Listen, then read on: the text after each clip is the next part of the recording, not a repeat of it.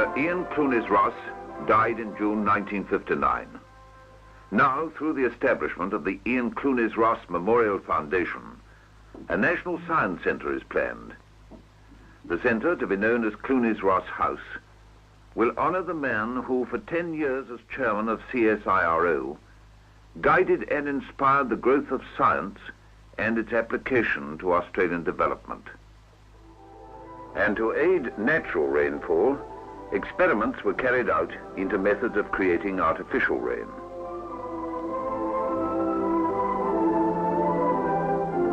Studies of cloud and ice crystal formation were made, while aircraft and high-altitude balloons were used to gather meteorite dust from the atmosphere, a dust associated with the theory of natural rainfall.